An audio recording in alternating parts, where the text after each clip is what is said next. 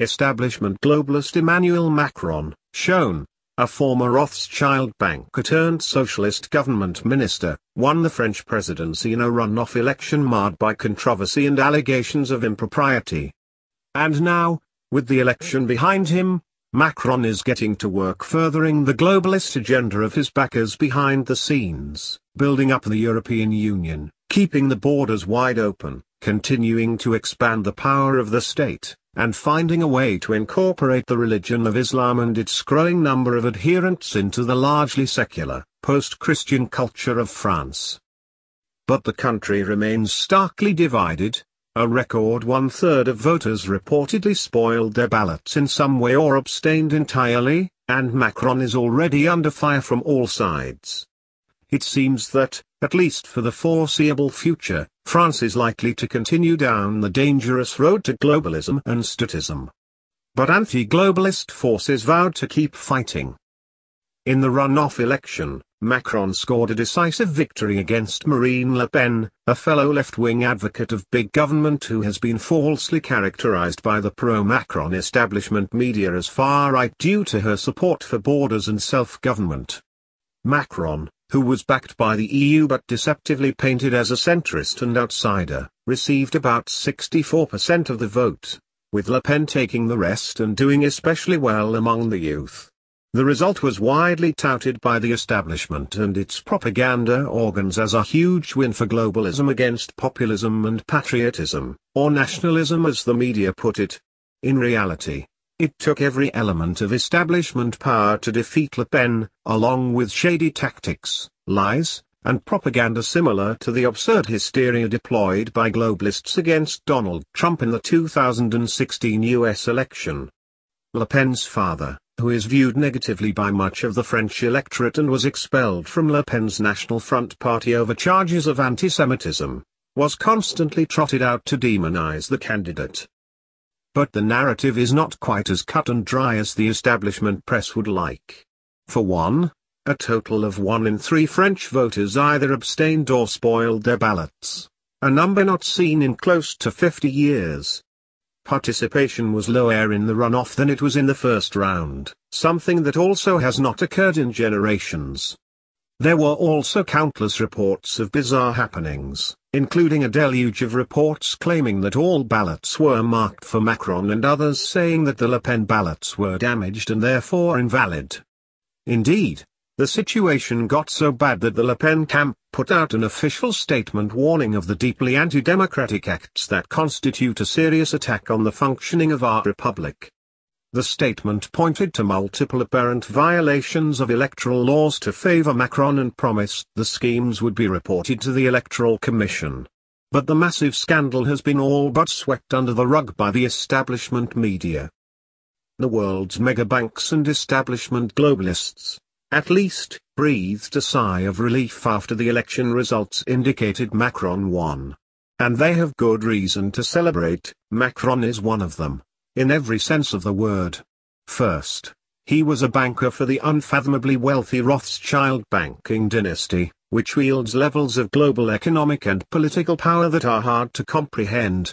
Macron was also an attendee of the 2014 Bilderberg Summit, a secrecy-obsessed gathering of the world's leading megabankers, globalists, communists, and people Lenin would have called useful idiots in politics and academia.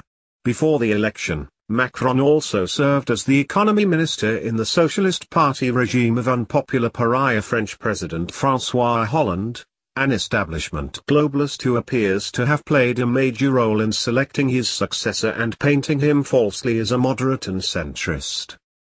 Macron's establishment credentials were further bolstered by the fact that establishment operatives from across Europe and its formerly sovereign nations proudly joined his bandwagon. Far-left German Foreign Minister Sigmar Gabriel, for example, said Macron would offer the chance of a new beginning for Europe, while Le Pen would supposedly destroy millions of jobs. Spanish Foreign Minister Alfonso Dastis also spoke out, saying that Macron would help prevent the rise of extremist populist parties in Europe and the West. Even the increasingly totalitarian EU intervened, with top unelected EU bosses declaring that they would use tax money extracted from Europeans to push their ideological comrade into the French presidency. We have tools in Brussels and also in Paris that allow us to clarify things and dispel untruths and Euromyths if necessary, said a spokesperson for the unelected outfit that now rules Europe, described as the new European Soviet by former Soviet dictator Mikhail Gorbachev. Throughout the final days of the runoff election, the rhetoric between the candidates got extremely heated. Macron, for example, threatened that there would be a civil war if Le Pen were to be elected. He also called her supporters hateful cowards. Le Pen, meanwhile, pointed out that her opponent was the candidate of the elite and that he was hiding behind a mask. She also suggested he was a puppet of former East German communist propagandist and current German Chancellor Angela Merkel. The controversial German leader opened Germany's borders to millions of African and Middle Eastern Muslim migrants in a move that is opposed by virtually all Europeans except the fringe of the fringe, according to polls by the same globalist establishment behind the open borders agenda. France will be led by a woman, Le Pen declared on TV. It will either be me, or Mrs. Merkel. That's the truth. After the vote, Macron celebrated his victory and issued bombastic, almost messianic statements sounding much like Obama's bizarre rhetoric about stopping the rising seas and such. Europe is waiting for us to defend the Enlightenment, Macron declared during his victory speech on Sunday after it became clear that he had won. They are waiting for a new hope, a new humanism, for a safer world. He vowed to rebuild the relationship between Europe, the EU, and the people that make it, and promised his first visit with a foreign leader would be with Germany's Merkel. Europe and the world are waiting for us, Macron added. They are waiting for France to surprise them.